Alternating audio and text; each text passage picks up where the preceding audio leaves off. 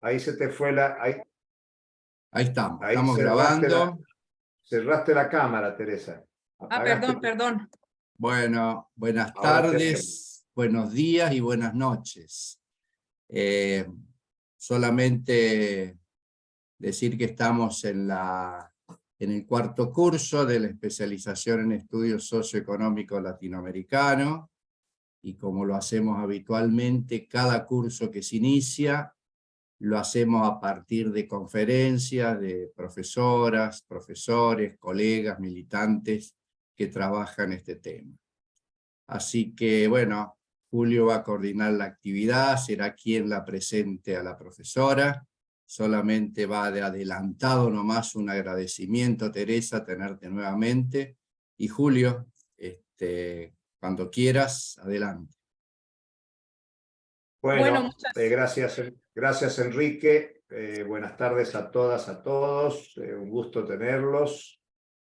Y aquí la tenemos a la compañera Ana Teresa Morales, compañera que ha estado con nosotros en Villa Mercedes, que nos ha acompañado en algunas actividades que hemos hecho en Río Cuarto, que hemos compartido con Teresa muchísimas actividades en Claxo, en CEPLA, y la compañera Teresa Morales tiene una experiencia muy particular.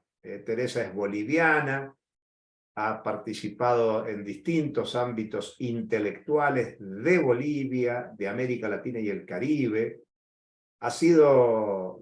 fue la asesora económica de los constituyentes del MAS, aquella constitución que nosotros hemos estudiado en distintos cursos, de la Constitución Boliviana del 2009, y Teresa fue durante muchos años la ministra de Desarrollo Productivo del gobierno de Evo Morales, entre muchos otros cargos y responsabilidades que ha tenido en el gobierno plurinacional de Bolivia. Teresa es una de las compañeras intelectuales, militantes, que conoce el proceso boliviano desde adentro, por haber estudiado la realidad de la estructura económico-social boliviana, los problemas del pueblo de Bolivia, de los pueblos indígenas originarios campesinos, y además le ha tocado con mucha creatividad llevar adelante la gestión en un tiempo donde, yo quiero decirlo muy claramente, no había no había antecedentes de cómo se debía gestionar un proceso de transformación, sobre todo por las condiciones que tenía Bolivia. Y por eso, cuando nosotros pensamos en este módulo de la especialización, que tiene como título Economía Política en la Transición, claro, más allá de la clase que dio Enrique la semana pasada, que nos dio muchos elementos teóricos, políticos, cuando pensábamos en la transición, normalmente se piensa en la transición del capitalismo al socialismo.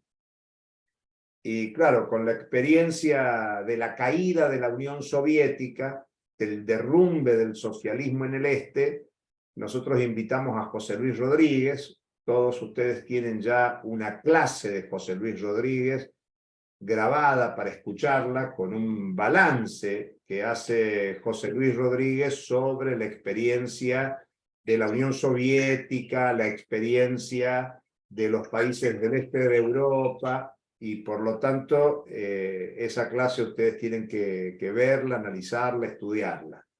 Y nos pareció, sin que Bolivia sea el socialismo, ni se haya propuesto el socialismo, sí Bolivia transitó y transita un proceso de cambio con mucha importancia, con mucho para aprender, y por eso nosotros acudimos a la compañera Teresa Morales para que ella nos traiga reflexiones, porque es una estudiosa, porque es una protagonista, porque mira los problemas desde adentro del gobierno, desde afuera del gobierno, desde la sociedad boliviana, y además por ser una estudiosa de los problemas económicos sociales de Bolivia, de América Latina, el Caribe y del mundo. De hecho, le agradecemos mucho la presencia hoy, porque Teresa nos está hablando desde España, desde Madrid. Así que le agradecemos que haya hecho un cuarto intermedio en sus tareas madrileñas y se dedique un poquito a nosotros. Así que sin más, muchas gracias, Tere, por estar con nosotros. Bienvenida y te damos para que hables. La idea es trabajar, tenemos 1h15 por delante, así que haz tu presentación y los que quieran hacer preguntas, comentarios, lo van incluyendo en el chat o vamos preguntándole a Teresa. Así que bienvenida y adelante, te escuchamos. Bueno, muchas gracias, Julio. Muchas gracias al Centro Villa Mercedes. Gracias por la invitación. A quienes me han invitado. Un gusto estar con ustedes. Para mí siempre es un placer tratar estos temas tan importantes para nuestro trabajo regional. Y también compartir las reflexiones y los debates que hemos venido teniendo en Bolivia a propósito de no tanto solamente desde la teoría y desde la academia, sino desde la práctica, que vamos ya más de 15 años tratando con una interrupción de 1 año, pero tratando de inventar procesos económicos, políticas sociales, políticas públicas en general que intenten progresar y dar cuenta de avances hacia mejores días para nuestra población. Y en ese sentido, para mí es un placer pues compartir con ustedes estas ideas. El título ha sido bastante genérico, y me encanta eso porque aprovecho. Normalmente nunca pido que precisen porque es una camisa de fuerza. He aprovechado de imaginarme lo que yo quiero decir en el marco del título. Y bueno, lo que yo quiero contarles es precisamente lo que inicialmente nos habíamos planteado en Bolivia, cómo podríamos pensar la transición hacia el futuro de un país mejor y de una situación social, económica mejor para nuestro país, para nuestro pueblo. Por supuesto, desde el principio hubieron quienes plantearon que desde de hoy a mañana, una vez que se cayó la conducción de un gobierno liberal, neoliberal y asumió el gobierno Evo Morales, tendríamos que instalar de inmediato un país socialista y tendríamos que aplicar pues todo el modelo socialista, que debíamos instalar todo lo que habíamos pensado por años y soñado por años. Sin embargo, claro, estaba en marcha la maquinaria del Estado, estaba en marcha toda la economía y no nos habíamos instalado en el gobierno mediante un golpe violento y la institucionalidad del Estado estaba activa. Y había que respetar las leyes, las reglas y las normas porque habíamos ganado elecciones mediante el método de votación, etcétera. Entonces, en principio había que mantener, digamos, la normativa vigente, comenzando por la Constitución, las leyes, las normas y la institucionalidad del Estado con su normativa a salvo. No podías echar abajo todo una vez que ganaste elecciones. Y también la correlación de fuerzas en la asamblea, más bien en lo que se llamaba el parlamento. Por lo tanto, era imposible de hoy a mañana instalar nuevas reglas del juego en ningún sentido. Todas las reglas estaban dadas. Felizmente, nuestra propuesta electoral comenzaba con plantear 2 cosas importantes que eran una nueva constitución política del Estado, una asamblea constituyente, que es la norma de normas, es decir, cambiar las reglas del juego de inicio. Esto fue la mejor de las cosas que concebimos en nuestro plan de gobierno. Y esto nos ha dado, en realidad el tiempo nos ha dado la razón, porque quienes han llegado al gobierno y no han planteado la reforma constitucional han tenido serias dificultades en instalar reformas estructurales, por mínimas que sean, y todo lo que han hecho ha sido fácilmente reversible. Y por otro lado, la recuperación de la propiedad de los recursos naturales, que era otro eje importante, además de la visibilización, más bien el acceso a todos los derechos de la población indígena. Es decir, la multiculturalidad o la plurinacionalidad del Estado. Es decir, que toda la población indígena de todas las naciones y pueblos indígenas tenía la misma condición, los mismos derechos y el derecho de ser tomada en cuenta en todas las dimensiones de la vida del Estado. Entonces, con eso en mano, se inició el nuevo gobierno. Sin embargo, por supuesto, no se podían cambiar las normas sin antes haber hecho una constituyente, y eso se tenía que convocarse, tomar un tiempo, etc. Entonces, de inicio, se tuvo que hacer reformas sobre la marcha, respetando la institucionalidad y la normativa vigente. Podría haber sido difícil y decir, bueno, como no podemos cambiar nada, hay que nomás mantener el modelo económico y mantener todas las cosas como están hasta que hagamos la constituyente. Sin embargo, fuimos más audaces y no hicimos eso. Nos pusimos a modificar todo lo que era posible modificar, y prácticamente, como no teníamos mayoría en el Senado, o sea, no era posible hacer nuevas leyes, hicimos modificaciones por decreto en la medida de lo posible, cambiando buena parte de las reglas del juego mediante decreto. Y así hicimos políticas públicas con fuerte respaldo popular mediante solamente decretos del órgano del Poder Ejecutivo.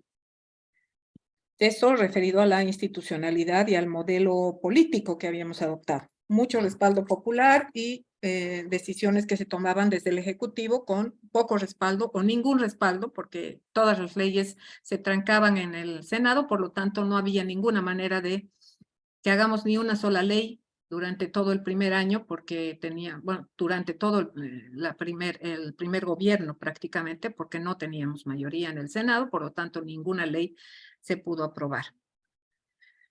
En esa lógica, se fueron haciendo solamente reformas, yo diría, estratégicas desde el punto de vista político importantes.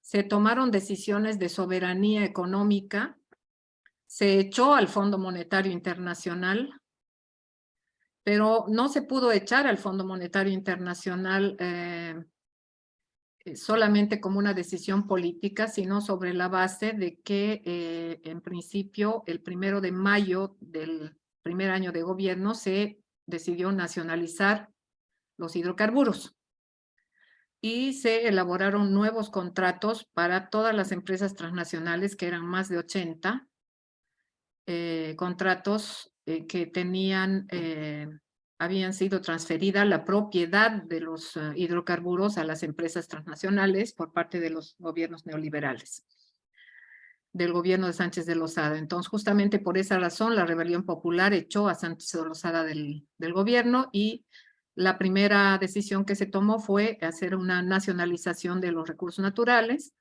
de los recursos hidrocarburíferos, y renegociar todos los contratos sobre la base de que fueron nulos debido a que no fueron consultados con la Asamblea Legislativa. La conexión con, perdón, se entró un gatito, la conexión con la correlación del government take que se dice de hidrocarburos era 80% para las transnacionales, 82% para las transnacionales del excedente y 18% para el país. Después de la nacionalización fue justamente al revés, 82% para el país y 18% para las transnacionales. No fue posible que la derecha boliviana aceptara esta condición y no quisieron aceptar en el Parlamento, incluso antes de que Evo Morales lograra el gobierno, pero una vez que Evo logró el gobierno, implantó los contratos de petróleo con relación a eso, 82% para el país y 18% para las transnacionales, y a pesar de la amenaza de que se iban a ir las transnacionales, ninguna se fue, todas firmaron nuevos contratos, justo al revés, 82% para el país y 18% para ellas. Aún así, todas salían ganando y tenían ganancias razonables. Sobre la base de esa nacionalización, entonces, se expulsó al Fondo Monetario Internacional. Digo expulsó porque físicamente se expulsó desde el punto de vista de que el Fondo Monetario tenía un piso entero de las oficinas del Banco Central de Bolivia. Además, en ese piso solo se hablaba inglés. Y de ahí se producían políticas económicas que primero se redactaban en inglés, luego se traducían y se mandaban al gabinete y al órgano y al Congreso.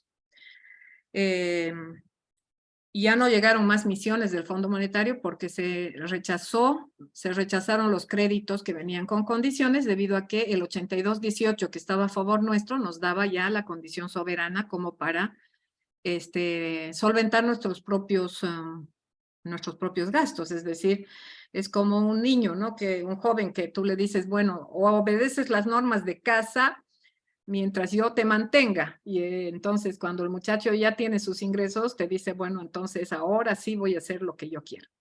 Entonces conseguimos nuestra condición de soberanía sobre la base de conseguir los recursos que nos dieron condiciones para decir, bueno, tenemos con qué vivir. Y en ese momento nos pusimos a convocar la Asamblea Constituyente. Evo convocó elecciones para constituyentes, aparte de que la Asamblea Legislativa, es decir, el Congreso funcionaba, por separado se convocó a los constituyentes y se puso la Asamblea Constituyente a escribir una nueva constitución con nuevas reglas del juego, ya con mucha libertad para hacerlo, puesto que no habían condiciones de ninguna naturaleza. Esa condición de soberanía es hermosa, hay que saberla sentir y vivir. La gestión de ministra que a mí me ha tocado vivir ha sido de las más privilegiadas de Sudamérica, creo yo, puesto que ha sido muy importante tomar decisiones en relación a lo que se puede hacer o no se puede hacer en el país, porque la única consulta que había que hacer sobre una inversión, cualquiera que sea, de mi oficina de ministra, yo tenía que caminar 3 cuadras al Palacio de Gobierno, donde estaba el presidente Evo, y de ahí bajar 2 cuadras al Banco Central, y sobre la base de las 2 consultas, y a lo mejor al tercero, que era el FIMPRO, el presidente que ahora es presidente del Estado, Luis Arce, que es el Ministerio de Economía, se tomaban las decisiones. En ningún momento de la historia podía suceder eso antes, ¿no? Porque había que concertar que el Fondo Monetario, que Bruselas, que no sé qué, que la Unión Europea, que aquí, que allá, siempre alguien tenía que financiar las cosas y tenías que decir, y venían y decían, bueno, le falta el componente, no sé, medio ambiente, le falta el componente, no sé qué, le falta esto, no, nos parece muy sesgado para allá y por acá, y como en Europa está de moda tal una cosa o tal otra, bueno, pues hay que ponerle ese componente. Nuestra decisión fue soberana, las primeras cosas que se hicieron, es que no, primero hubieron cosas como que, bueno, el norte de La Paz necesita un ingenio azucarero y pues que no había financiamiento y nunca se hizo. Bueno, saca pues del Banco Central, ¿qué estás esperando? ¿No? Es decir, aquí a 2 cuadras está el dinero. ¿Qué estás esperando? Que diga Suecia, Alemania, Estados Unidos. No, no. Si hay que hacerlo, hay que hacerlo. Aquí anda el Banco Central que te financie. Eso no puede seguir esperando. Es una promesa electoral y hay que trabajar. estas cosas tan elementales que uno no, los gobiernos anteriores nunca lo podían hacer y nosotros sí lo hacíamos. ¿Por qué? Porque en el Banco Central estaba todos los dólares de la venta, de la exportación de hidrocarburos y de todo. Entonces, el modelo económico que planteamos en el Plan Nacional de Desarrollo tenía un componente importante de ingresos para la economía que tenía que ver con la exportación de recursos naturales, minería, hidrocarburos, que eran en primer momento solamente materias primas, pero tenían un serio componente de inversiones para industrialización. Ya después de 10 años tenemos ya la fase de industrialización armada, ¿no es cierto? Hidrocarburos ya tiene sus industrias, minería también, sobre todo hidrocarburos. Pero en el momento inicial teníamos solamente exportación de materias primas que en parte se reinvertían para industrialización y en parte también eran lo que viene a ser el componente que yo diría estratégico, que tiene una orientación redistributiva de la riqueza. Y yo creo que fue el secreto del éxito del modelo económico que después fue alabado por moros y cristianos, digo, incluido el Fondo Monetario, porque una de las cosas que se hizo fue precisamente al sacar al Fondo Monetario, no solo fue sacarlo físicamente de un piso del Banco Central, sino además desobedecer todo lo que siempre instruía y hacer justo lo contrario de lo que el fondo indicaba.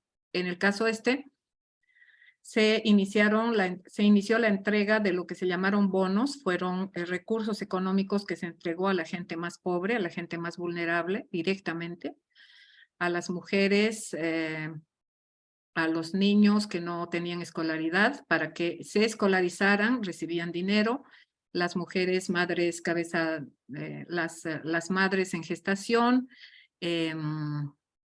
mejora la jubilación, etcétera, etcétera. Y el dinero que se fue entregando a los sectores más vulnerables,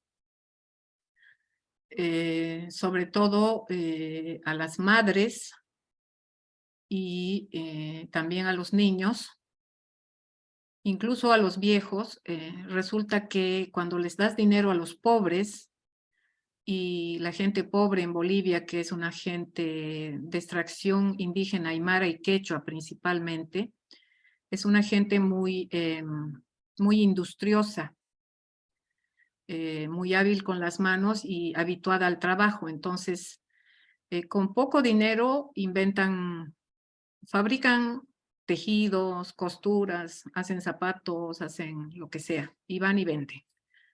Entonces, dándole unos pesos a la gente pobre, no le estás dando pesos para que vayan a comprar helado, se tiren a ver televisión, sino para tejer, para coser, para confeccionar cualquier cosa, salir y vender y convertir esos 2 pesitos o 5 pesitos, $1 o $5 en 7, los 7 en 10, los 10 en 15.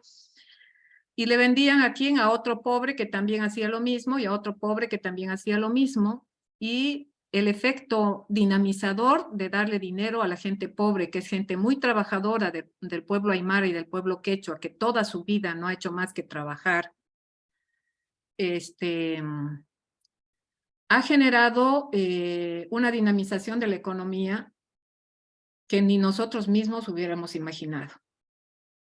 Y ha empezado a desarrollarse un efecto crecimiento económico y, sobre la base del crecimiento del consumo de gente pobre que consumía bienes salario que producían los mismos pobres, el modelo Kalecki, ¿no? Que podías encontrar, o sea, los zapateros comían la comida que producían los comideros de la gente pobre y consumían ropita que las mujeres tejían. Es decir, los pobres producían bienes salario que consumían los pobres y esto tú ponías al bono para la gente pobre $10 y en 2 semanas estos $10 eran $1,000 porque se habían dado 10 vueltas entre la gente pobre. Y eso fue entonces un efecto dinamizador y un crecimiento económico importante que generó este impacto dinamizador. Y además, este crecimiento económico se daba en paralelo de lo que era distribución, redistribución, porque al mismo tiempo de crecimiento económico, la gente consumía más. El consumo de la gente más pobre empezó a crecer y empezó a haber gente que salía de la pobreza, porque recibía dinero y ese dinero se convertía en consumo. Es decir, la sed del consumo de la macroeconomía empezaba a desarrollarse al mismo tiempo del crecimiento económico de la economía real, pero en la economía de la pequeña producción.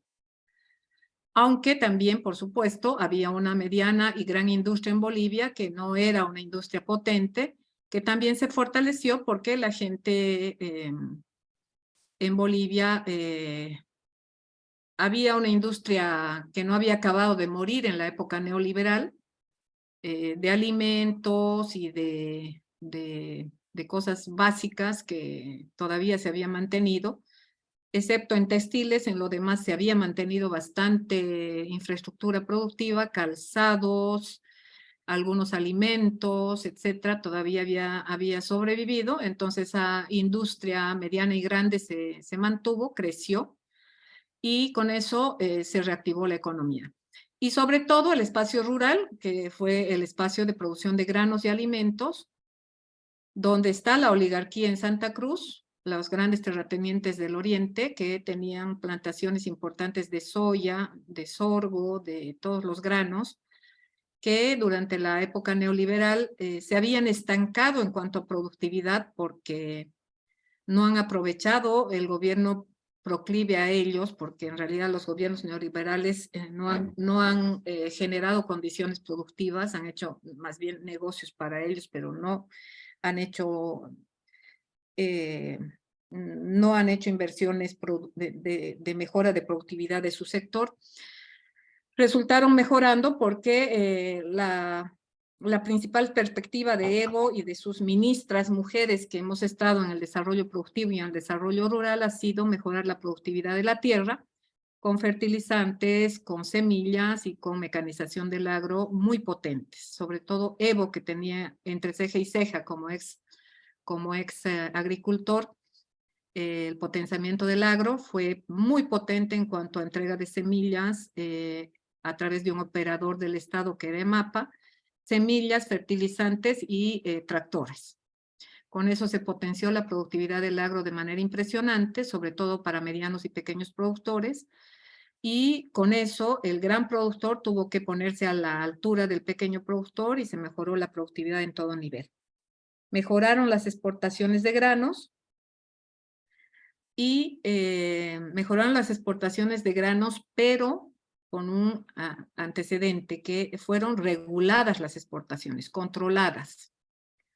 Porque en un primer momento la oligarquía de Santa Cruz había decidido que era contrario a sus intereses que un indígena gobierne el país y que los indios iban a quitarles todo, etcétera. Entonces decidieron boicotear el gobierno de Evo y decidieron quitarle los alimentos al pueblo de Bolivia, exportaron todo lo que pudieron. Era libre la exportación en Bolivia, pero ellos siempre habían mantenido el mercado interno abastecido porque era un mercado que pagaba bastante bien. Sin embargo, con la idea de boicot, en los primeros 6-8 meses de gobierno de Evo, dejaron desabastecido el mercado interno de aceite comestible, incluso de carne, de arroz, de azúcar. Lo exportaron todo, aprovechando la libre exportación, y generaron una crisis alimentaria que amenazó con que la población se pusiera inquieta y se manifieste en contra del gobierno, incluso desestabilizando la gestión de Evo Morales. Ahí la salida de una gran ministra de Desarrollo Rural fue Susana Rivero, que siendo abogada, no siendo economista, de hoy a mañana propuso al gabinete prohibir toda exportación de alimentos de hoy a mañana. Fue valiente, he escrito yo un artículo con relación a eso, les puedo pasar, porque siendo abogada, los ministros economistas del gabinete de Evo le dijeron a Evo, esto es una locura, no se puede hacer jamás, es una herejía. Ha costado años conseguir mercados para el país. Y la ministra abogada decía, no, es que hay que demostrarles quién manda aquí. No pueden hacer lo que quieren. Y Evo, con el talento de estadista que tiene, le pregunta, Susana, ¿estás segura de que no vamos a meter la pata? A mí me parece que hay que demostrarles quién manda. Y la autorizó, salió en la mañana de un buen día y dijo, se prohíbe exportar todo alimento. Mientras el pueblo boliviano no tenga nada que comer, hasta que el pueblo tenga que comer. Y luego veremos. Y claro, decidieron no exportar, pero tampoco sacaron a la venta. Y claro, se asfixiaron porque empezaron a perder los pedidos, a pagar multas, etc. Ellos dijeron que desde Santa Cruz iban a exportar igual. Y claro, no tienen aduana. La aduana es una sola y es del Estado. Crearon su propio SENASAC de alimentaria, no pudieron. Y entonces ahí empezaron a capitular. Primero los aceiteros fueron a buscar a la ministra no se hacía encontrar en parte alguna. Desesperados buscaban a la ministra por todo el país, en los hoteles, en todo lugar, hasta que finalmente la encontraron y ella les dijo, bueno, voy a pensar.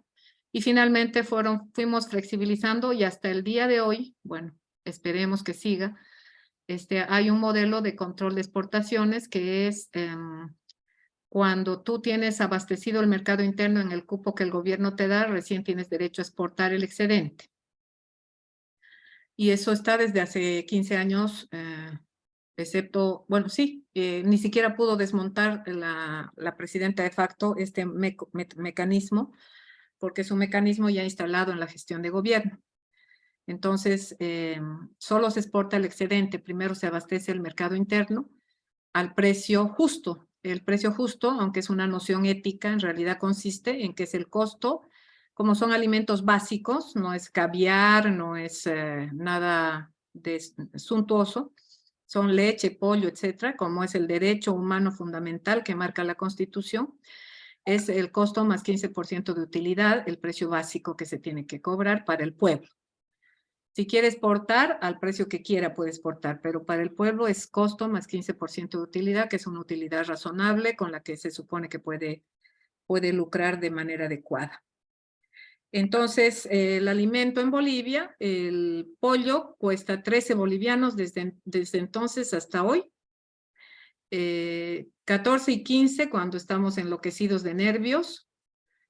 Vuelve a bajar a 13 siempre que los ministros del área vuelven a controlar. La leche en 5 bolivianos, la leche sigue estando igual hace 15 años, y etcétera, etcétera.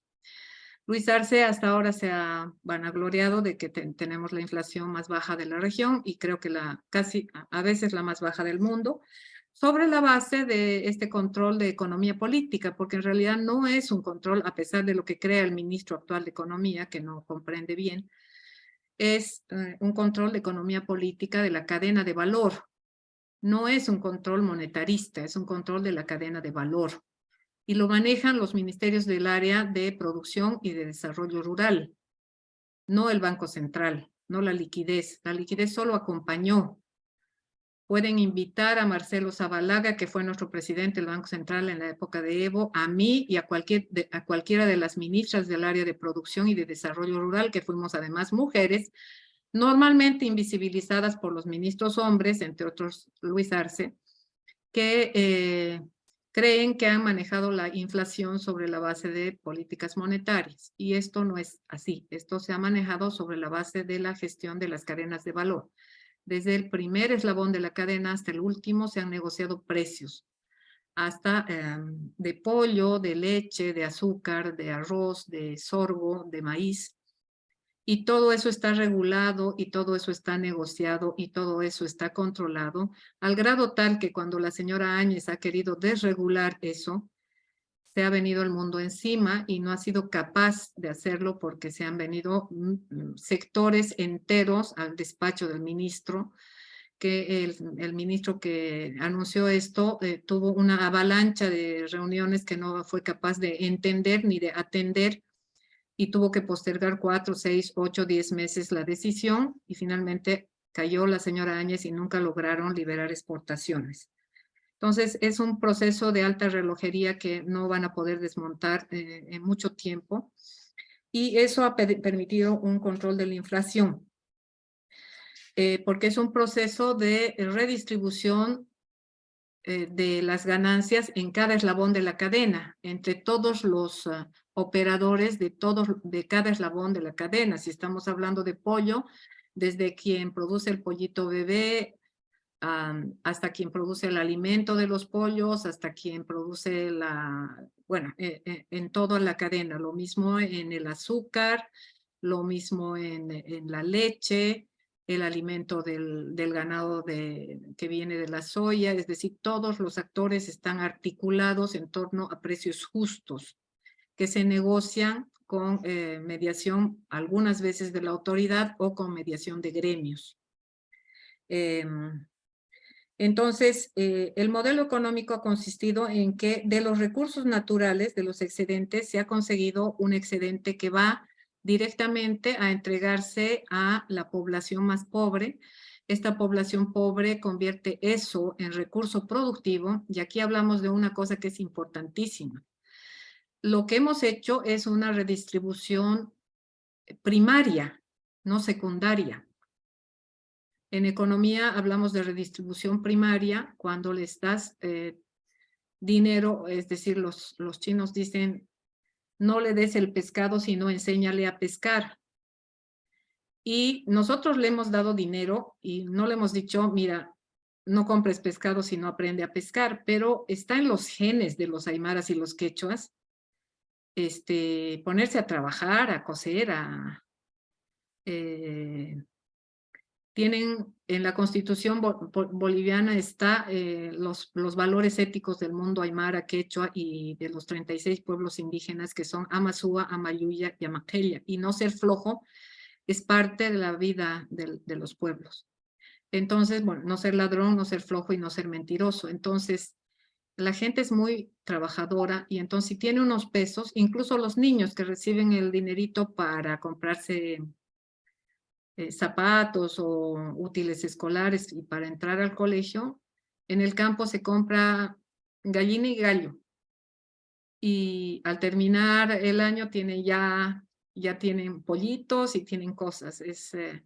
Y van haciendo crecer su pequeño criadero. Entonces, esos bonos, ese dinero que se entregó a la gente pobre, se convirtió en una redistribución primaria y en realidad se convirtió en entrega de medios de producción, si le quieren llamar así a lo marxista. El marxista dice hay que expropiar los medios de producción. En este caso no hay mucho que expropiar, pero sí se dio recursos y se compraron máquinas de coser, se compraron, qué sé yo, se compraron recursos productivos, capital de operaciones, si quieren llamarle así, capital de trabajo para coser, para tejer, para hacer zapatos, para hacer comida. Y en realidad no es que se expropiaron medios de producción, pero se otorgaron recursos para que haya recursos productivos y la gente pobre consiguió recursos productivos para desarrollar economía real, para hacer crecer el PIB. Y ahí viene el crecimiento del PIB, que ha sido medalla de oro por 7 años de la región. Y ahí está el milagro. Entonces, el Fondo Monetario decía, tiene que ser, no puede haber redistribución, no puede haber, es el trickle down, ¿no ve? Tiene que primero crecer la torta y después tiene que haber redistribución. Nosotros lo hemos hecho justo al revés.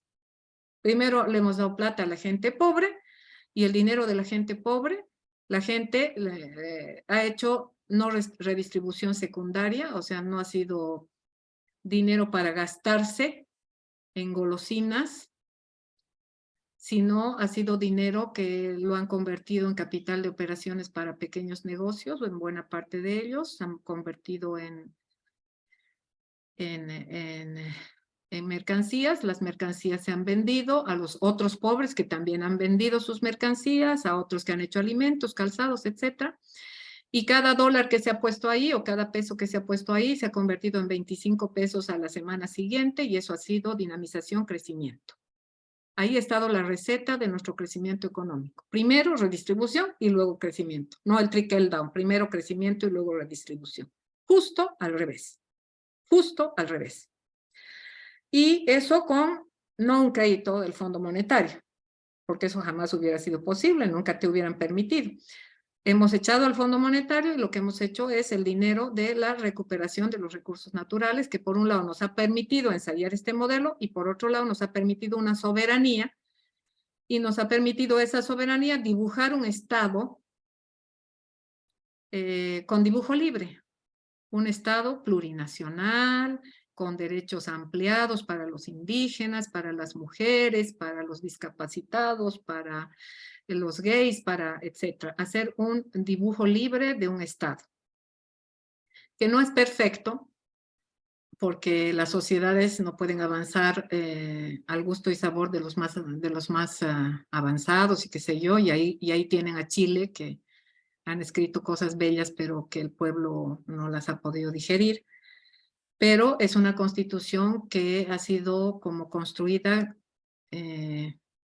paso por paso, concertando como un tejido, decía Evo, como un tejido de los pueblos indígenas, ¿no? Cada hilo era de un color, del color de cada grupo social. Cada uno puso su hilo, su pedacito de tela, de hilo, y esa constitución, yo decía siempre que en la Constitución no existe ningún grupo, a excepción de la oligarquía del Oriente, no todas las oligarquías, solo la del Oriente, no hay ningún grupo que no tenga al menos una razón que está escrita en la Constitución para votar a favor de la Constitución. Porque todos los grupos, incluidas las esposas de los gobernadores de derecha, fueron a la constituyente para que se ponga que son primeras damas de los departamentos. Todos fueron a sacar su pedacito, a pedir sus nombramientos. La iglesia fue a negociar, los colegios católicos, las universidades fueron a negociar su artículo y todos volvían relativamente satisfechos. Y así cada uno logró su artículo y votaron a favor de la Constitución. Entonces, esa libertad con la que escribió Bolivia su Constitución no fue una libertad regalada por nadie, sino por la nacionalización de los recursos naturales, que fue la base. Y la misma nacionalización nos permitió desarrollar un modelo justo contrario al Fondo Monetario Internacional. Y ese modelo nos permitió un crecimiento económico medalla de oro, pero al mismo tiempo con una inflación bajísima. Sacando de los 11 millones de ciudadanos, hemos sacado 3,5 millones de personas de la pobreza. De los 11 millones de ciudadanos, cuando recibimos el gobierno, teníamos solamente 1 millón de personas que tenían cuentas en el banco. Ahora son 10 millones de cuentas en el banco, de las cuales 8 millones tienen solamente $200 en el banco o 300, pero ya han empezado a ahorrar. Bueno, el COVID ha dañado bastante eso y sobre todo el gobierno de la señora Áñez. Y bueno, los créditos de vivienda con 0 cuota inicial y muchas otras cosas han permitido que no solo sea la línea de pobreza lo que ha generado que salgan de la pobreza, sino las NBI, ¿no? Carreteras, acceso a la salud, acceso a la educación, etcétera. Hay estudios que han hecho las entidades de cooperación que han dado créditos. Estos estudios que se hacen sobre impacto de luminosidad, sobre carreteras y sobre cosas que son extraordinariamente interesantes y permiten reflejar el desarrollo del país de los últimos 15 años, que estamos seguros que solo es un paso hacia lo que hubiéramos soñado. Pero es un buen primer paso de avance hacia mejorar los récords de lo que hubiéramos querido, ¿no? La alimentación en general de Bueno, la desnutrición de los niños ha mejorado enormemente. El país ha sido premiado por todas las entidades internacionales. La desnutrición de clase de niños, las diarreas, bueno, todos los indicadores estos que son importantes, los ODS, los ODMs, etcétera, todos estos objetivos en Bolivia se han superado muy rápidamente. En cualquier reporte se presentan los datos, aunque hemos sido pésimos en la difusión de todo esto, ¿no? Y en modelizar, en convertir esto en íconos, ¿no? Por ejemplo, el tema de la leche, por ejemplo, yo cuando era ministra, el ministro de Economía de aquel entonces, Luis Arce, hoy presidente, yo le dije, necesito evitar que suba el precio de la leche porque en Bolivia estamos tomando muy poca leche y eso es calcio para los niños. Los bolivianos no somos pequeños solamente porque tenemos el biotipo, sino porque no toman leche los niños. Tenemos anemia en el altiplano, mucha anemia, y tenemos dificultades. No es porque seamos, sino hay problemas de aprendizaje de los niños también. Necesitamos que tomen leche y más bien las lecheras, la pila grande, me va a subir el precio de la leche y necesito conseguir dinero para evitar. Y me dijo, no hay manera, no hay manera, y no sé lo que harás. Le digo, pero me tienes que generar unos recursos. Y me dijo, no. Y he peleado medio año con él, evitando que suba. Al final se me ocurrió decir, bueno, al final en este país vamos a tomar más cerveza que leche. Busco el dato y efectivamente estábamos tomando 38 litros per cápita de leche y 27 de cerveza y 27 de leche. Y me fui a gabinete y dije, ¿este es el país que queremos? ¿A esto queremos apuntar? No, señor. Ahora estoy proponiendo que se saque 10 centavos de cada litro de cerveza para subvencionarme un ajuste de precios de leche. Y eso está vigente hasta el día de hoy. Y con eso hemos llegado a superar, por supuesto, hemos mejorado el consumo per cápita. El de cerveza no se ha dañado, pero sí hemos mejorado, estamos en 70 litros per cápita, de 27 que recibimos estamos en 70. Y cuando estábamos en el exilio, yo estaba en Buenos Aires con Evo, recibimos la noticia de que habían llegado los lecheros de Cochabamba, los campesinos, y a la dictadora, a la Áñez, le habían entrado al palacio a sopapos a sacarle la extensión del Fondo Proleche. Y no había manera de que la Áñez se oponga, le hicieron hacer una extensión del fondo porque eso era un logro ya que estemos o no estemos nosotros, lo lograron y ahora sigue vigente el fondo porque son 10 centavos de la cerveza que se van para la leche y ahora nuestro consumo es 70 litros per cápita y bueno, la cerveza sigue entregando 10 centavos por litro. La cerveza sigue en 38, pero nosotros la leche ha subido a 70 y hemos conseguido producir deslactosada. Han empezado a haber agencias de leche en el campo que no habían. Es más, los niños de las provincias lecheras no tomaban leche. Ahora todos los niños y la alimentación y la nutrición, la Organización Mundial de Alimentos, el PMA nos ha dado un premio por este proyecto, etc. Pero en Bolivia nadie sabe que nos ha dado premio porque somos pésimos haciendo difusión de nuestros logros. Pero bueno, y otros parecidos les podremos relatar en algún momento, pero lo que les digo es que digamos, hay muchísimo que hacer a pesar de que no te apoye la condición material de la economía o del modelo, ¿no? Puedes inventarte resquicios, soñarte soluciones y ponerlas a la práctica de una manera impresionante si es que tienes el respaldo de un estadista como ha sido Evo. Creo que si tienes esa condición, puedes hacer enormes cambios. Y la transición comienza por hacer esas cosas tan pequeñitas, ¿no? Inventarse soluciones de mediano plazo. Está, por ejemplo, la subvención cruzada, que finalmente Luis nunca me aceptó que fuera impuesto, Me dijo, no me vas a tocar la ley tributaria porque es alborotarme el gallinero.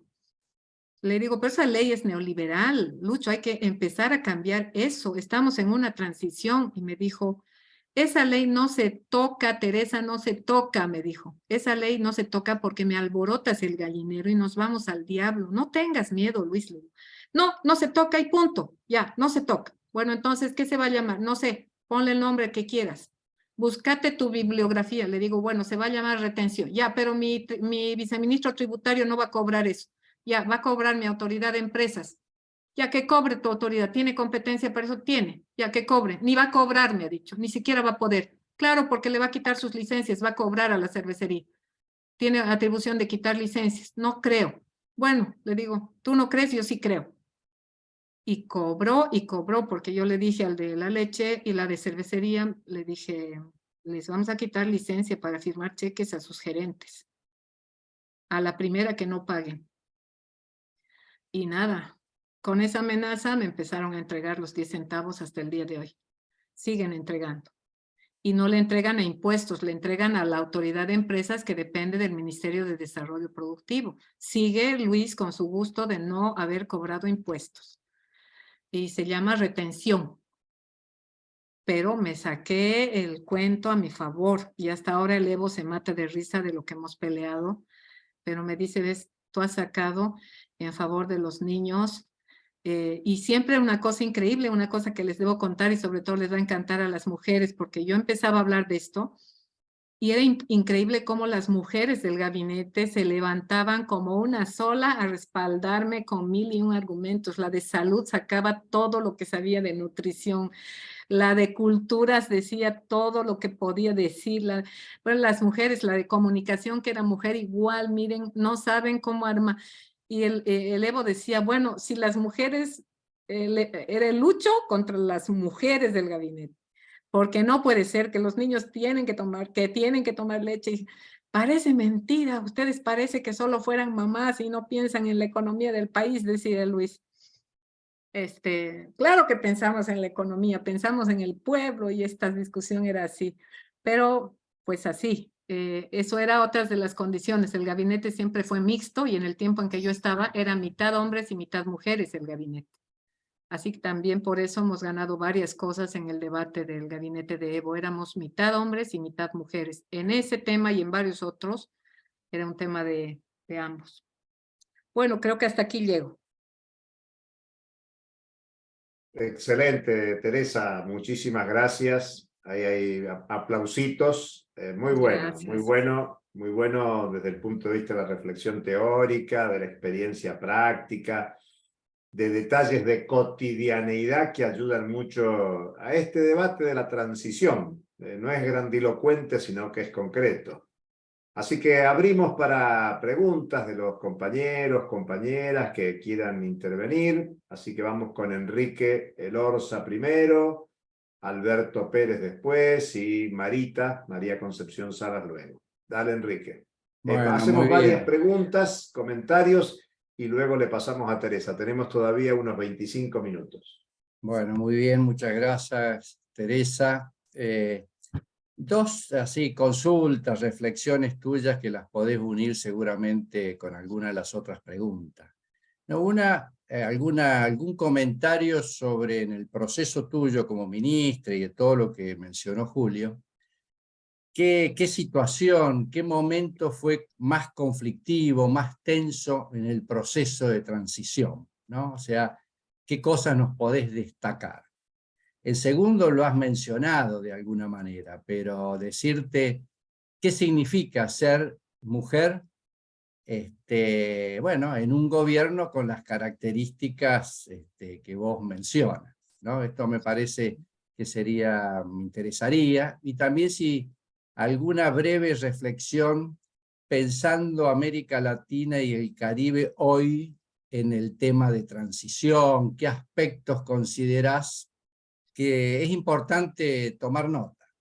Dicho esto, no puedo hacer un comentario personal para quienes están presentes aquí. Cuando yo le entrevisté a Teresa en el 2011, con motivo de una investigación que estaba haciendo, siempre me llamó la atención dos cosas. Cuando me atendió con su secretario, un escritorio lleno de papeles, perdida ella ahí en el escritorio, que yo le planteé en qué andaba y ella me dice así como muy rápida, muy concreta, ¿qué tú quieres? Como diciendo, ¿qué andas buscando?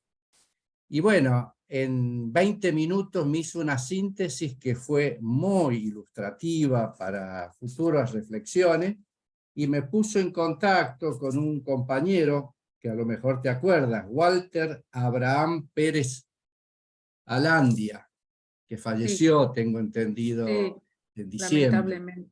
Y él fue como la persona que me ayudó muchísimo y era la presencia tuya. Quiero destacar esto no por una cuestión personal, sino cómo uno en la vida puede ser intelectual, funcionario para el pueblo, pero también generosa para quienes quieren aprender. Así que yo aprovecho y te agradezco. Nada más. Muchas gracias, Enrique. Vamos con Alberto. Juntamos las preguntas, Teresa, ¿verdad? Sí, sí, claro. Vamos con Alberto. Alberto Pérez. Prende el micrófono, Alberto. Prende el micrófono, si no, ahí está. Perdón, perdón, ahora sí, ahora sí. No, en principio, buenas tardes. Felicitarla a Teresa por digamos, esta clase que y me surgieron algunas preguntas vinculadas, algunos comentarios. Ella hizo mucho hincapié en Susana Rivero como ministra de Desarrollo Rural y su importancia al tomar una medida, yo diría, radical en términos de prohibir la exportación de los alimentos. Luego comentó que se fue flexibilizando, pero siempre teniendo en cuenta el mercado interno, ¿no? La pregunta concreta sería, ¿qué nivel de importancia tuvieron dos cuestiones básicas en la política? Digo esto porque en la Argentina se intentó allá por el 2006, con una herramienta de política económica que eran los ROE, los registros de operaciones de exportación, y que luego que permitían exportar una determinada cantidad de trigo una vez consolidado el consumo interno, y que fue una de las cosas más criticadas del gobierno de aquella época, y que de hecho luego del gobierno siguiente lo dejó sin funciones a esa herramienta, ¿no? Digo, ¿qué importancia tuvieron en la consolidación de estos dos cuestiones? Por un lado, la conciencia social de la población en términos de lo que dijiste de que Áñez no pudo liberar las exportaciones porque era algo que ya se había hecho carne en la población. Entonces, ¿qué importancia la conciencia social? Y por el otro lado, ¿qué papel tuvo la empresa de alimentos, que no sé si la nombraste, creada en Bolivia, en términos de lo que fue la posibilidad de la regulación y claramente desmitificar a la inflación como un proceso exclusivamente o un fenómeno monetario? Me parecen cosas muy importantes que puedas comentarnos un poquito más. Es eso. Tengo muchas preguntas más, pero no, hasta ahí llego. Gracias, Alberto. Marita. Bueno, buenas tardes, Teresa. Buenas tardes, María. Yo te apodaría la mamá leche de Bolivia con todo ese proceso, ¿no? Bueno, pero no, me interesaría saber, vos nos relataste que ustedes habían hecho, ¿no? Que te dice primero el crecimiento, después la distribución. Ustedes hicieron la distribución para... Yo pregunto, ¿el Estado boliviano tenía algún tipo de política como para esta distribución del ingreso querían o necesitaban para estar poniendo en funcionamiento la economía? Esa es mi pregunta. Bien, gracias, Marita. Lautaro. Hola, ¿qué tal, Teresa? Adelante. Antes que nada, muchas gracias, me pareció excelente la exposición. Yo más que nada, hay muchas cosas que me surgen, muchas preguntas, pero quisiera tratar de sacarme una duda que me quedó con la exposición, que es, vos habías comenzado hablando de que digamos, al comienzo de todo el proceso de transición, se buscaba aumentar los ingresos del Estado, ampliando la exportación de materias primas, y se logró, digamos, generar condiciones como para sembrar una industrialización en hidrocarburos, creo que era, algo así. ¿Hasta dónde se pudo profundizar en ese proceso? Era mi duda, mi pregunta. Si hay algo que me puedas decir sobre eso. Gracias, Lautaro. Y aquí Teresa, Ailín. Después te leo lo que está escrito en el chat. Ailín. Bueno, buenas tardes. Bueno, Buenas muchas tardes. gracias, Teresa, por la claridad y por compartirnos tu tiempo y tu lucha. No, quería preguntarte si podías como contar un poquito más. Vos dijiste que el gobierno de facto de Áñez no logró interrumpir el control del mercado externo. Quería preguntarte, entre algunas de las cosas que seguramente no pudo hacer, bueno, ¿qué retrocesos sí, además de lo político y de las muertes que hubieron y el exilio de ustedes y un montón, bueno, ¿qué retrocesos económicos sí se pudieron observar y que por ahí capaz no son tan conocidos por nosotros? Eso, gracias. Gracias, Ailín. Y aquí, bueno, Nancy quiere hablar. Nancy, adelante. Sí, buenas tardes. No, una consulta corta. Teresa habló de que lograron controlar la cadena de valor. Me gustaría saber cómo hicieron al tratar ese tema con los empresarios, porque realmente es algo muy complejo. Nada más que eso. Gracias. Muy bien, Nancy, muchas gracias. Teresa, aquí está, no sé si pudiste leer el chat, probablemente no, porque estás tomando nota, pero Enrique dice: gracias por mencionar al economista polaco Kalecki, que fue pionero en muchos temas, pero la prensa puso en la vidriera a Keynes. Y Claudio Ramírez Angarita, de Colombia, que ya te había saludado antes, nos dice Claudio: ¿qué asuntos fueron clave en las relaciones económicas con países con gobiernos alternativos como Venezuela? ¿Qué otros países participaron de algún tipo de alianza? Saludos desde Colombia. Bueno, si no hay más preguntas, comentarios, Tere, adelante. Tómate tu tiempo para responder o reflexionar en base a los comentarios de las compañeras y compañeros. Claro que sí, encantada, pues con mucho gusto de atender. ¿Qué ha sido lo conflictivo?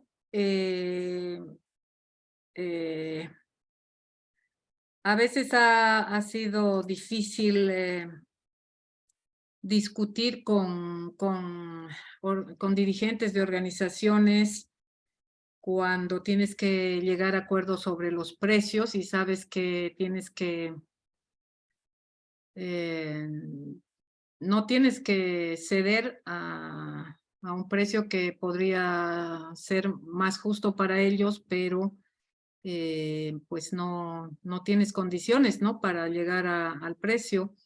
El caso, por ejemplo, de la leche en un primer momento, cuando se negoció a qué precio se compraba la leche cruda por el monopolio de la PIL, sucede que como hay productividades distintas de los lecheros del altiplano, que tienen poco ganado algunos, otros tienen más ganado y otros tienen mucho más, ellos mismos no se dan cuenta de que cuando se ponen de acuerdo todos en un solo precio y negociar en conjunto, algunos están perdiendo dinero. Si se dan cuenta, técnicamente las productividades son distintas, entonces no es cuestión de ponerse de acuerdo, sino es cuestión de que cada uno tiene una rentabilidad distinta y su cálculo de costos es distinto. Y entonces se ponen de acuerdo y te dicen, bueno, este es nuestro acuerdo, y tú en el fondo sabes que el 40% de ellos lo van a salir perdiendo. Pero te dicen, ya, este es un acuerdo y vamos a negociar con la PIL. Y tú les dices, pero bueno, tendrán que revisar bien. No, está clarísimo, está clarísimo. Además, ya hemos votado, estamos de acuerdo. Entonces ahí, bueno, pero han visto bien y esto que el otro no quieren revisar. No, no, no, está clarísimo, estamos todos de acuerdo, consensuado. Bueno, dirás, bueno, y si en algún momento necesitan algún refuerzo, lo vemos después, pero estamos de acuerdo. Además, hemos elegido el dirigente que va a negociar, es capísimo, no sé qué. O sea, una organización, un vigor, una consistencia, los has convocado, se han unido, han discutido, han trabajado solos, no han querido asesores, han decidido su autoestima altísima, todo, pero tú dices están yendo al suicidio económico de ellos, sobre todo al dirigente que iba a ir con más entusiasmo, era el que iba a perder harto dinero. Y hay cosas así que tú no sabes realmente qué situación, ¿no?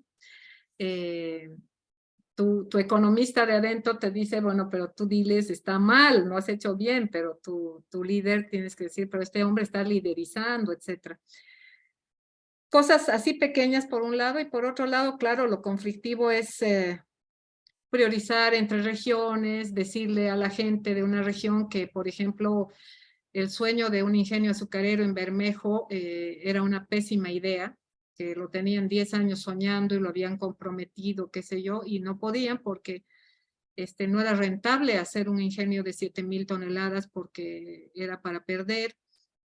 Y claro, tuve que decirles la verdad y me persiguieron físicamente. Yo, mi edecán, salí corriendo del lugar porque me iban a secuestrar y subirme al avión volando, una avioneta chiquitita y la gente persiguiéndome. Y salir, fui odiada por ese pueblo mucho tiempo, porque tuve que irles a decir, porque el Evo había prometido, porque le pidieron, y claro, ¿él qué va a decir? Tenemos 10 años soñando un ingenio, y él dijo, ¿cuánto costará? No debe ser muy caro, y dijo, sí, claro, prometido. Pero voy y hago el estudio de la plantación de caña, y digo, no, no, no, esto no puede salir bien, no va a salir bien, va a ser pérdida total. Va a ser el fracaso histórico, va a ser una industrialización fallida de la región, no puede suceder, está mal, no va a funcionar. Ya ha fracasado uno y ha fracasado dos, o sea, un fracaso más ya no puede haber.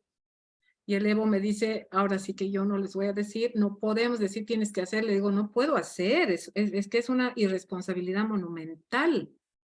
Y le digo, no te preocupes, yo voy a asumir la responsabilidad, yo voy a decir que yo te he dicho, que yo te he convencido. Me dice, mueve la cabeza y me dice, ni modo, anda, vas a tener que decirles. Pero diles que tú me has convencido. Le digo, sí, además es verdad, te estoy convenciendo de que no se puede. Y hay que hacer otra cosa. Pero es que estos son cañeros de toda su vida, me dicen. No van a aprender a hacer otra cosa. ¿Qué puedo hacer? Le digo, no funciona, no va a funcionar. Es tu promesa, pero no va a funcionar. Y claro, el campesino, tú hazle números, el hombre te dice, no, esto es lo que quiero y me ha prometido el Evo. Y tú no, eres quien para venir a descomprometernos. Y le he dicho, no, yo lo he convencido que no. Esta señora es nuestra enemiga, enemiga del pueblo, enemiga de todos. Y no es que, y además hay que tomarla de rehén. Y mi policía que estaba atrás miraba a todo lado así con los ojos, bueno. Le digo, Capi, si nos toman de rehenes, vos me custodias y qué sé yo, habrá que estar unos días. Me dice, no, no, eso no puede ser. Yo voy a ver la salida, no sé qué. Y hemos salido corriendo en el auto y qué sé yo, y la población detrás y la avioneta, y salimos ya, bueno. Triste porque me declararon enemiga de Bermejo hasta el día de hoy. Me odian hasta la muerte. Creo que se han dado cuenta al final, porque al final los jóvenes se dieron cuenta que no era, pero ya después de años. Bueno, como mujer, ¿cómo me he sentido? La verdad que hemos sido una generación que ha vivido cosas excepcionales, ¿no? Hemos tenido dificultades, como siempre, se pueden todos ustedes y todas ustedes imaginar, pero en ese gobierno, como les digo, la mitad en el gabinete, la mitad éramos mujeres. En el Congreso, en la Asamblea Legislativa, no eran la mitad mujeres, pero una gestión posterior, la mitad de las asambleístas eran mujeres. ¿Por qué? Porque se había conseguido la ley de cuotas, bueno, la Constitución aprobó paridad en 2009 y en la ley electoral ha entrado paridad. Entonces, si el titular es mujer, el suplente es hombre, etcétera, y entonces de cualquier manera entraba la mitad de mujeres y ganaba la mayoría el más. Entonces, como ganó la mayoría, entraron mujeres y era el primer parlamento en el mundo en tener mitad de parlamentarias mujeres.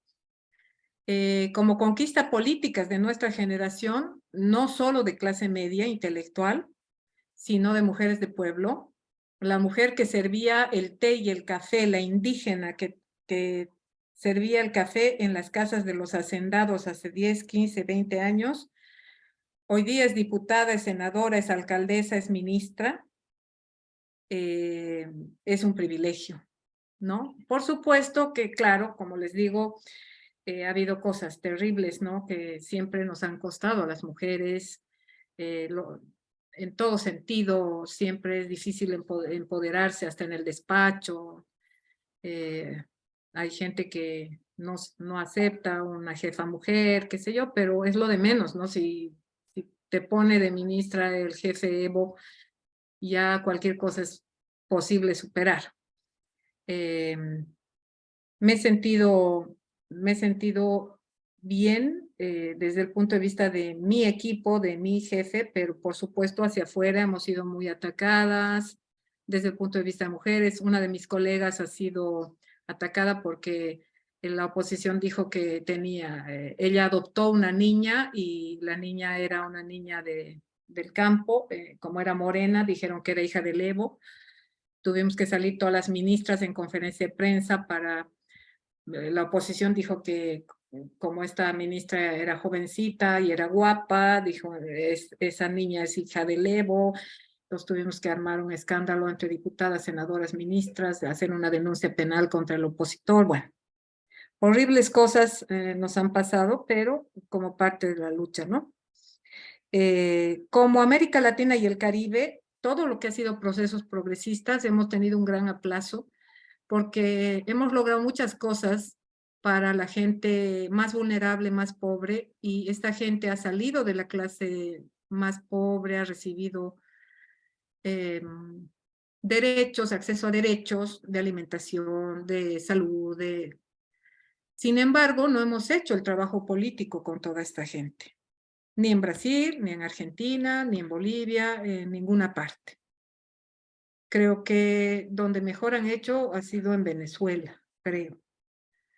Porque resulta que una vez que lo sacas de todo eso, la gente deja de ser pobre y empieza a la clase media, hace un clic, se vuelve individualista, se cree que se merece todo por su propio trabajo y no porque el Estado haya cambiado ni porque hayan votado por nosotros, es porque tienen auto, tienen casa, no porque el Evo ha puesto una ley de servicios financieros, sino porque se lo merecen, porque trabajan. Los demás no trabajan, los demás se lo merecen porque ellos no trabajan.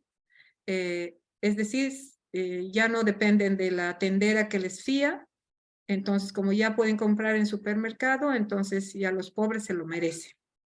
Y ellos se convierten en individualistas y no hemos hecho ningún trabajo ideológico, político, para que conecten su ascenso social con el destino del pueblo, con su destino colectivo de pueblo. No lo hemos logrado, no hemos desmontado ese clic que hace alguien de salir de la pobreza a la clase media que lo convierte en individualista. Eso no lo hemos logrado. Nuestro trabajo ideológico ha sido cero, pésimo, malísimo. Hemos hecho justo lo contrario. Los hemos sacado para que después nos critiquen, digan, ay, estos izquierdistas que defienden a los pobres, cuando en realidad a ellos es a los que hemos sacado de la pobreza. Eso es lo que hemos hecho. Eso creo que es mi lección para nuestra región.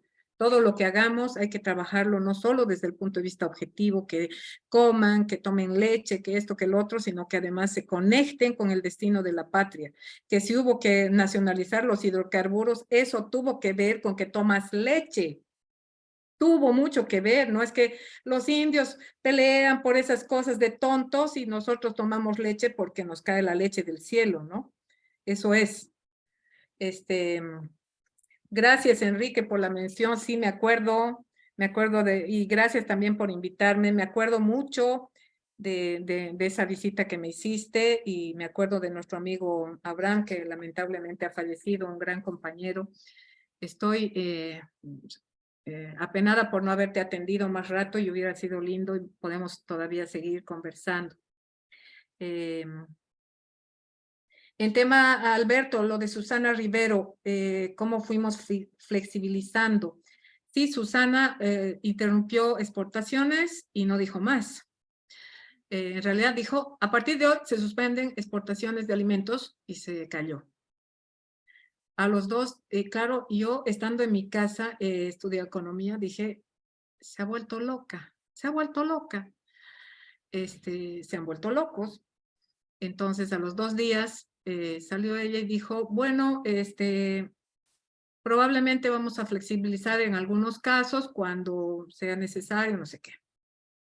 Pero la flexibilización consistió precisamente en que les ofrecimos una banda de precios. Es decir, todos los que en el tema de aceite comestible estén dispuestos a vender en el precio justo de tal a tal precio por litro, en la cantidad que el gobierno decida, según el tamaño de cada industria. Entonces, los que se avengan a esta regla, en la cantidad que el gobierno diga, se acercan al ministerio, reciben su autorización y entonces todo el resto de aceite que produzcan van a poder exportar.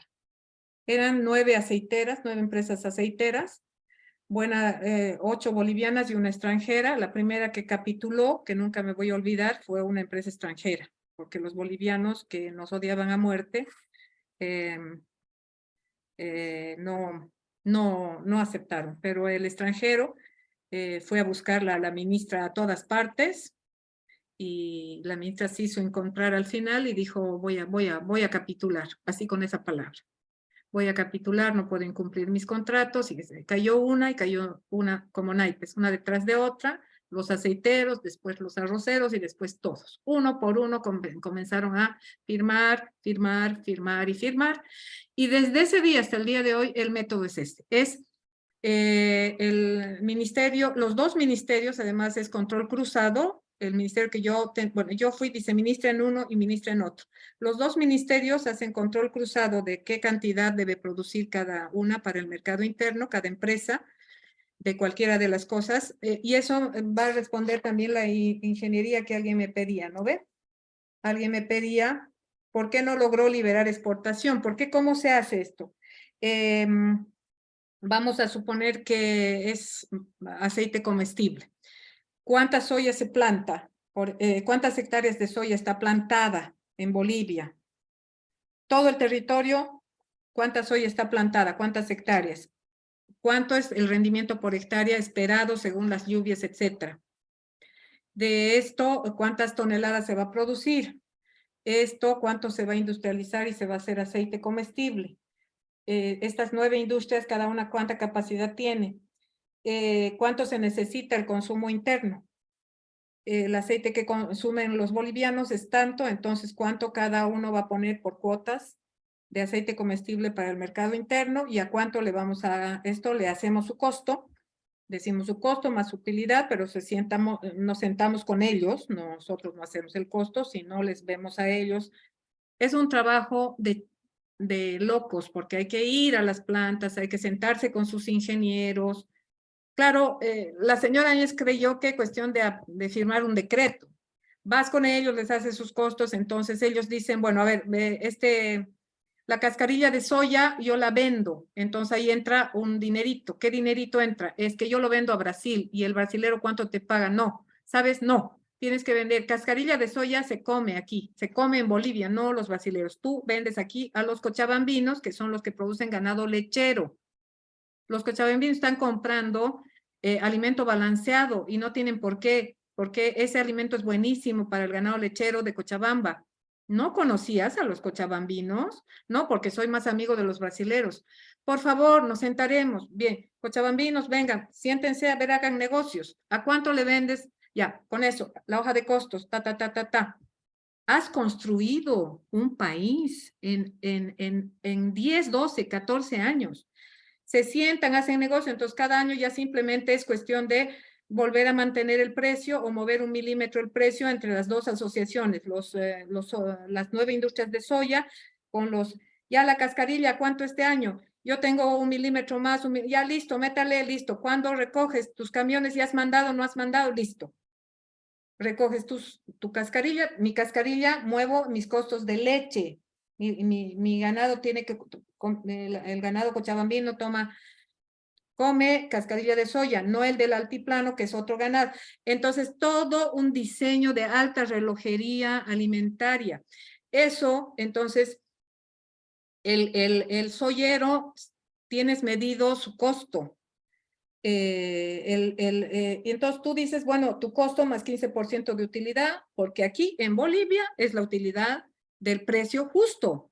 La palabra justo es 15% de utilidad, eso es. No es caviar. Mira, justo en Bolivia es 15%. Tú quieres venderle a quién sabe quién en el exterior a 50% de utilidad, haz lo que quieras. Pero en Bolivia aquí se vende eso porque es para los niños, para los viejos, para la gente, porque la Constitución dice la alimentación es un derecho humano garantizado por el Estado. ¿Entendiste?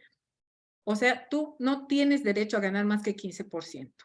Lo demás es afuera. Bueno, entonces, eso es el aceite, la cascarilla para acá, la torta de soya para acá, todo está así. Lo mismo con el maíz para los pollos, el alimento balanceado.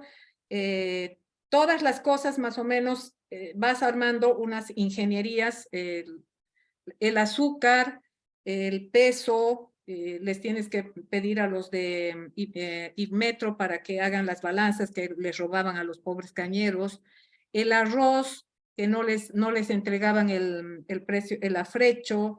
Bueno, 1001 cosas que nuestros equipos técnicos tienen una experiencia, nuestros ingenieros que son, además ingenieros criollos, nacionales, nada de Harvard, ni de quién sabe dónde, ni de Sorbona, ni de aquí mismo, que además hablan aymara y dicen, no, es que la cascarilla, es que estos son gente de adentro, qué sé yo.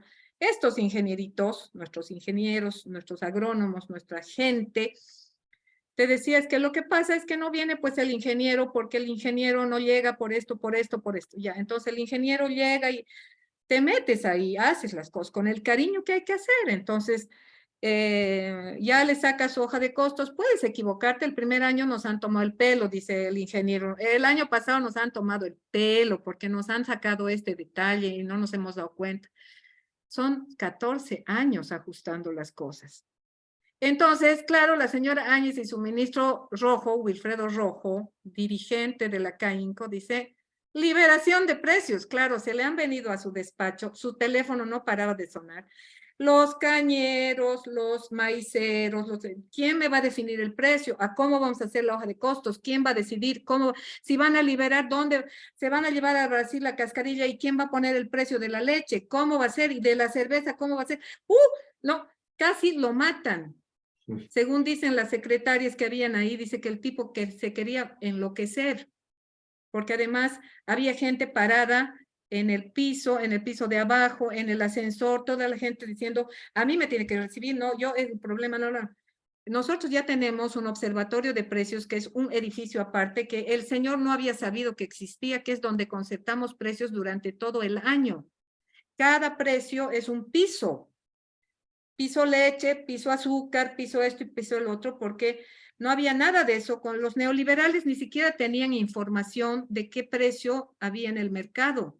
Cuando entramos al gobierno, la Susana Rivero, de la cual hemos hablado, no, el Evo dice, me han dicho mis compañeros que está subiendo el precio del pollo, ministra. Y la Susana, ¿precio del pollo?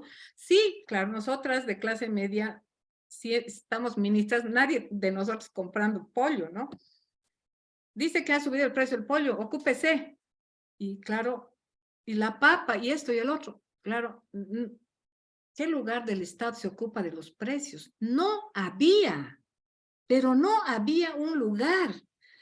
En la radio había una radio que daba precios para las amas de casa. De ahí hemos empezado a tomar los precios para armar algo que ahora es un observatorio de precios, que es un edificio entero y que controla precios y que vas tú eres cañero, vas y negocias como dirigente cañero, a qué precio vas a dar. Todo esto que les estoy diciendo es toda una ingeniería que ya se ha vuelto edificio, que ya se ha vuelto expertos, que ya se ha vuelto toda una institucionalidad de gestión de precios de los alimentos, que es el control de la inflación de la que habla Luis Arce y que es el premio ahorita cero inflación regional y que él todavía piensa que es monetario, que solo el ministro de Desarrollo Productivo y el de Desarrollo Rural hoy saben que nuestro observatorio de precios es al que llegan los dirigentes lecheros de Cochabamba, se sientan con los técnicos, ajustan en pizarras, leen no sé qué, etcétera, etcétera. Toda esa ciencia es la que de un día para otro la Áñez ha dicho que era cuestión de decreto, está loca, es que no entienden, ni siquiera saben cómo funciona el modelo económico boliviano. No se han enterado. Entonces, esa era la respuesta. Tere, perdón, brillante. Mirá, no se mueve nadie de su pantalla. Nos hemos pasado 10 minutos del tiempo. Sí, solo cierro con Kalecki, que me encanta, porque yo he sido en mi facultad la que más ha incluso publicado a Kalecki, porque realmente Kalecki es la verdadera cosa importante. Te quiero hacer una propuesta, Tere. ¿Quieres hacer propuesta? Bueno, yo creo que ya me he pasado de todo. Sí, te has repasado, pero mirá, yo miro las caras, recibo comentarios por el celular, está todo el mundo encantadísimo. Yo lo que te propongo es que ahí tenés otras preguntas que has levantado, y hay una pregunta que hace Miriam sobre el tema de las cuentas bancarias. De las cuentas. Claro, bueno, lo que te quiero proponer es, si tenés ganas, no ahora que... No, ya es tarde, claro.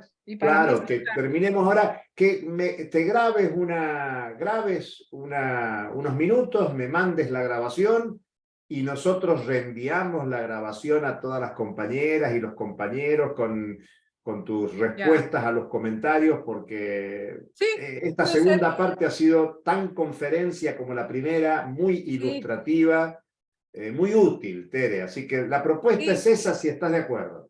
Sí, de acuerdo. Puedo hablar sobre MAPA, que faltaría, y cómo actúa MAPA, y la conciencia social de la población. Esas cositas puedo grabar. Perfecto. Y les mando. Perfecto. Y te aviso, te anticipo que te vamos a volver a invitar. No, es una encantada, pena pues. Encantada, tú sabes que a mí me encanta. Se habrán dado cuenta que me encanta. Bueno, agradecerte muchísimo, Teresa. Yo les cuento que me regocijaba cuando ella hablaba, porque me acordaba, estando en Bolivia, la preocupación de Teresa por el precio del pollo, por el precio del pan, por los precios, por el detalle más mínimo. Ahí andaba la ministra corriendo para un lado y para el otro, realmente una militancia cotidiana espectacular.